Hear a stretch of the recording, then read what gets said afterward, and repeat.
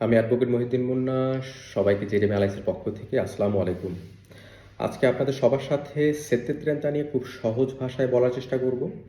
আশা করি আপনাদের সকল কনফিউশন দূর হয়ে যাবে, এমনকি আপনাদের যে কমন প্রশ্নগুলো আছে তার উত্তরও আপনারা একে একে ইনশাল্লাহ পেয়ে যাবেন। সো যারা একেবারেই নতুন, যারা এখনও জানেন না সেতেন্তা বিষয়টা কি, তাদেরকে আসলে প্রথমে বলে নিচ্ছি। সেতেন্তা মানে হচ্ছে অনেকগুলো বোনাসের সমন্বয়ে গঠিত অ্যানুয়াল ট্যাক্স ক্যালকুলেশন। সো বিষয়টা হচ্ছে একটু ভেঙে বলি, তাহলে বুঝতে পারবেন। সেটা হচ্ছে আমরা গত বছরে জানুয়ারি থেকে ডিসেম্বর পর্যন্ত যে কাজ করলাম তার বিনিময়ে আমাদের হচ্ছে একটা অ্যানুয়াল ইনকাম হয়েছে, রেদিত। সেই রেদিতটা যদি ৮৫০০ ইউরো থেকে অধিক হয়ে থাকে তাহলে আমরা গভর্নমেন্টকে অবশ্যই একটা পরিমাণ ট্যাক্স মালিকের মাধ্যমে দিয়ে ফেলেছি। সো এই যে হচ্ছে আমরা একটা ট্যাক্স মালিকের মাধ্যমে গভর্নমেন্টকে দিয়ে ফেললাম, সেক্ষেত্রে আমাদেরকে সুযোগ করে দিচ্ছে সেই ট্যাক্স থেকে কিছু টাকা ফিরিয়ে আনার জন্য বা আমাদেরকে ফিরিয়ে দেওয়ার জন্য। সো কীভাবে হচ্ছে আমরা সুযোগটা নিতে পারি? প্রথমত হচ্ছে এই সুযোগটা আমরা নিতে পারি আমাদের ফ্যামিলি কারিকো অ্যাড করার মাধ্যমে। ধরেন আপনার ওয়াইফ অথবা আপনার বাচ্চা কাচ্চা অথবা আপনার হাজব্যান্ড, তারা হচ্ছে কাজ করেন না, তারা আপনার উপরে ডিপেন্ডেন্ট, অথবা আপনার বাবা মা বা ভাই বোন আপনার উপরে ডিপেন্ড হয়ে আছে আপনারই ফ্যামিলিতে। সো আপনি তাদেরকে অ্যাড করার মাধ্যমে এই যে ফ্যামিলি কারিকোতে হচ্ছে আপনি গভর্নমেন্টকে শো করলেন যে আপনার যে রেদিতটা আছে সেই রেদিতটা শুধুমাত্র আপনার না, আপনার পুরো পরিবারের। এখানে হচ্ছে আপনার ট্যাক্সটা হচ্ছে ডিডাক্ট হয়ে যাচ্ছে। ওকে, এরপর হচ্ছে আমরা কি করতে পারি? যাদের হচ্ছে বাচ্চা কাচ্চা আছেন, যারা স্কুলে পড়েন, তাদের অবশ্যই আমরা হচ্ছে বাৎসরিক একটা পরিমাণ টাকা স্কুলকে ফিস হিসাবে প্রদান করি, সেটা আমরা অ্যাড করতে পারি। এরপরে স্পোর্টসের জন্য যে টাকাটা প্রদান করছি সেখানে একটা ফ্যাসিলিটি আছে। আমরা যে মেডিকেল পারপাসে ডক্টর এবং হচ্ছে ফার্মাসিউটিক্যাল হচ্ছে যে পণ্য প্রোডাক্ট বা আমি কিনতেছি, সেখানে হচ্ছে আমাদের যে পরিমাণ টাকা খরচ হচ্ছে সেটা আমরা উল্লেখ করতে পারি। প্লাস হচ্ছে আমরা যারা ট্রান্সপোর্ট ইউজ করি, মেট্রো, বাস, এইগুলো, সেই ক্ষেত্রে আমরা ট্রান্সপোর্টেশনের যে ফিসটা মাসিক বা বাৎসরিক সেটা আমরা অ্যাড করে গভর্নমেন্টের কাছ থেকে আমরা ওয়েভার আদায় করতে পারি।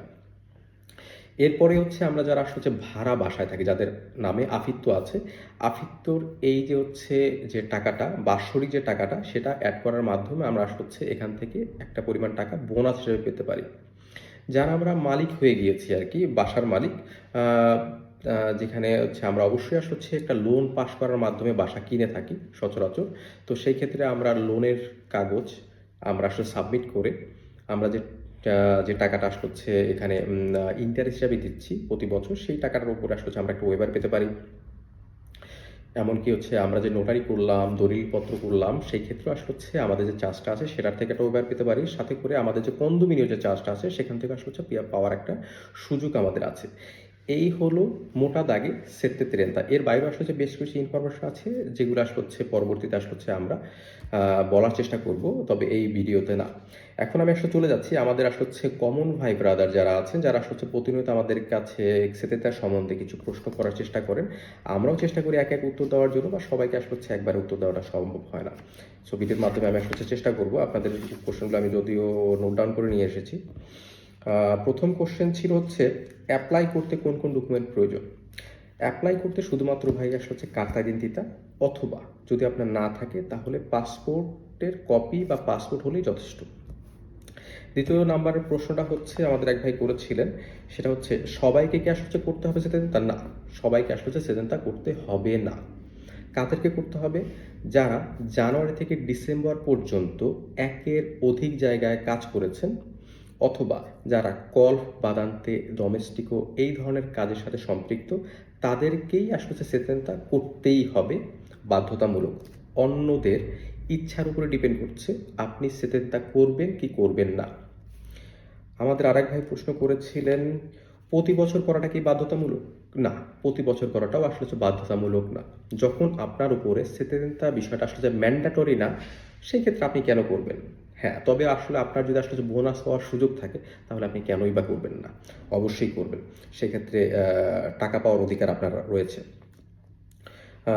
আরেকটা হচ্ছে ইম্পর্টেন্ট প্রশ্ন, যেটা হচ্ছে সবারই হচ্ছে মনের কথা।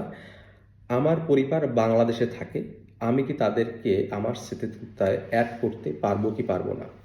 ভাই, আপনার পরিবার যদি কখনো ইটালিতে না এসে থাকে তাহলে আপনি আপনার পরিবারকে এই বছর 2026 সালে আপনি তাদেরকে অ্যাড করতে পারবেন না। তবে হ্যাঁ, আপনার পরিবার যদি ইউরোপিয়ান ইউনিয়নের কোনো দেশে বসবাস করে, তবে সেক্ষেত্রে আপনি অ্যাড করতে পারেন। আহ, কেন অ্যাপ্লাই করাটা জরুরি?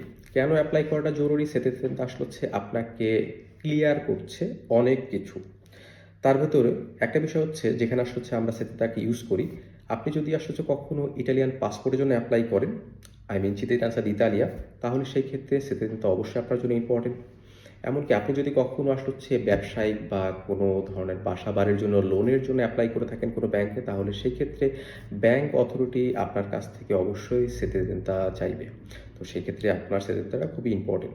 সো এরপর আসলে হচ্ছে আপনার ব্যক্তিগত চিন্তাভাবনা থেকে আপনি আসলে হচ্ছে সিদ্ধান্ত নিতে পারেন আপনি সেটা করতে চান কি চান না। যাই হোক, এরপর আসলে হচ্ছে আমাদের কিছু সতর্কতা আসলে হচ্ছে আপনাদের উদ্দেশ্যে আমি বলবো। সেটা হচ্ছে, আমার হাতে বেশ কিছু ফাইল রয়েছে, যেগুলো আসলে হচ্ছে আমরা স্টাডি করে যতটুকু বুঝতে পেরেছি। ফেসবুক প্রাইভেসির কারণে আপনাদেরকে আসলে হচ্ছে আমি শো করতে পারছি না। প্রথম কথা হচ্ছে, কোনো ধরনের কোনো ভুল ইনফরমেশন সেতে দেওয়া যাবে না। কেন বললাম বিষয়টা? আগের থেকে আসলে হচ্ছে আইন একই থাকার পরেও প্রয়োগটা আসলে হচ্ছে ভিন্ন হয়ে গেছে। এখন প্রয়োগটা আসলে হচ্ছে অনেক বেশি তাৎক্ষণিক। সো যারা আসলে হচ্ছে ভুল ইনফরমেশন দিচ্ছেন, সেগুলো এজেন্সিরা দিলেন তাতে খুব সহজেই ধরে ফেলতেছে এবং আপনাদের নামে আসলে হচ্ছে দিন শেষে মুলতা চলে আসতেছে। আমাদের এক ভাইয়ের একটা প্রাতিকা আমি একটু শেয়ারই করি। এক ভাইয়ের একটা প্রাতিকা, নাম না বলি, তিনি আসলে হচ্ছে যে কোনো একটা কাপ অফিস থেকে আসলে হচ্ছে একটা সেতে তারা ফাইল করেছেন 2 বছর আগে। তবে সেই ক্ষেত্রে কোনো একটা প্রলোভন অথবা মিসআন্ডারস্ট্যান্ডিংয়ের কারণে তিনি তার বাবা মায়ের স্থলে দুটো কদেশি ফিসকালে আসলে হচ্ছে বসিয়েছেন, যেই দুটো কদেশি ফিসকালি আলটিমেটলি তার বাবা মায়ের না। সো যে টাকাটা তিনি আসলে হচ্ছে ওখান থেকে পেয়েছিলেন, বাবা মায়ের আসলে হচ্ছে কদেশি ফিসকালি বসানোর কারণে তার থেকে অনেক বেশি টাকা তিনি আসলে হচ্ছে এখন জরিমানা দিচ্ছেন। এমনকি যারা আসলে হচ্ছে ভুল ইনফরমেশন দিচ্ছেন, কোন কোন জায়গায় ভুল ইনফরমেশন দিচ্ছেন আমি একটু বলে দিই। সেটা হচ্ছে, আমাদের যে কিছু মেডিকেল এক্সপেন্স থাকে, অনেকেই চতুরতা করেন। কেন করেন জানি না। চতুরতা করেন এই জন্য যে 2 টাকা বেশি পাওয়া যায়, কিন্তু এই চতুরতা দিন শেষে আসলে হচ্ছে আপনার অনেক বড় ক্ষতির কারণ হয়ে যাচ্ছে। আপনার নামের পাশে একটা জরিমানা বসে যাচ্ছে এবং আপনি যে আসলে হচ্ছে এই ধরনের ভুল ইনফরমেশন দিয়ে ফেলেছেন, সেটার রেকর্ডটা আসলে হচ্ছে আপনার নামে রয়ে যাচ্ছে। সো যাই হোক, আপনারা আসলে হচ্ছে এই ধরনের জায়গা থেকে সতর্ক থাকবেন, এই কাজগুলো ভুল করবেন না এবং চেষ্টা করবেন ভালো কোনো জায়গা থেকে সেটা করার জন্য। ভালো ইনফরমেশন আসলে হচ্ছে প্রোভাইড করবেন, ভালো ইনফরমেশন গ্যাদার করবেন এবং নিজের লাইফটাকে সুন্দরভাবে ভালোভাবে আসলে চালিয়ে নিয়ে যাবেন। আমার জন্য দোয়া রাখবেন। ভালো থাকবেন। আসসালামু আলাইকুম।